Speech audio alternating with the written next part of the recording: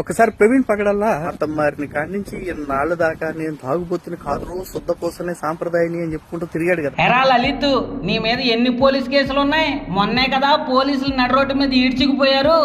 బంగారు సాపోడు దగ్గర 6 లక్షలు కొట్టేద్దామని ప్లాన్ వేసావు. అతను నీకంటే తెలివైనడు కాబట్టి నువ్వు చేసేటువంటి మోసాలని వీడియోల ద్వారా బయటపెట్టి ఆ వీడియోని పోలీసులకి మీడియాల దగ్గర కట్టుకెళ్ళి మీరు దేవుడి పేరు చెప్పి జనాన్ని మోసం చేసి డబ్బు గుంజుకుంటున్నారు, వీళ్ళందరూ కూడా రక్తప్పి చాచులు అని పేరు పెట్టారు. అయినా సిగ్గు లేకుండా బ్రతికేస్తున్నావు.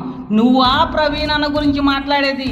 మీ గురువు రాధా మనోహర్ సన్యాసిని అని చెప్పుకుంటూ సన్నాసిలేగా ఒక అమ్మాయి ట్రాప్లో పడి ఒక అమ్మాయితో కామ కోరికలతో మాట్లాడి వాయిస్ రికార్డింగ్తో సహా రెడ్ హ్యాండెడ్గా దొరికిపోయాడు.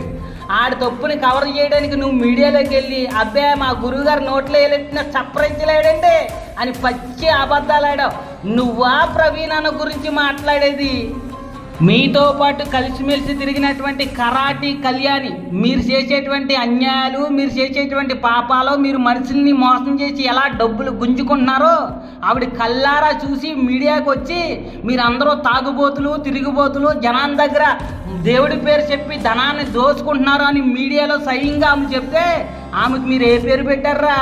పిచ్చిది అని పేరు పెట్టారు. మీరా ప్రవీణ్ అన్న గురించి మాట్లాడేది? మీ బతికే సరిలేదు, అలాంటి మీరు ప్రవీణ్ అన్న గురించి మాట్లాడుతున్నారా? ప్రవీణ్ అన్న చాలా గొప్పోడ్రా. అతను కష్టపడిన డబ్బులతో తన కుటుంబాన్ని పోషించుకోవడమే కాకుండా అనాథ పిల్లల్ని పెంచి పోషించి పెళ్లిళ్ళు చేసి పంపాడు. అంతేకాదు ఎంతో మంది దిక్కులేని వాళ్ళకి, భర్త చచ్చిపోయిన వాళ్ళకి సహాయం అందిస్తున్నాడు అతను సొంత డబ్బులతోటి. మీరు దేవుడి పేరు చెప్పుకుని వక్రీకరించి అబద్ధాలు చెప్తా పచ్చి బూతులు మాట్లాడి జనాన్ని మోసం చేసి అకౌంట్ నెంబర్లు పెట్టుకుని ముష్టడిక్కినేటువంటి పొజిషన్లో ఉన్నారా? మీరా ప్రవీణ్ అన్న గురించి మాట్లాడేది? అసలు మీకు ప్రవీణ్ అన్న గురించి మాట్లాడే అర్హతే లేదురా బాబు.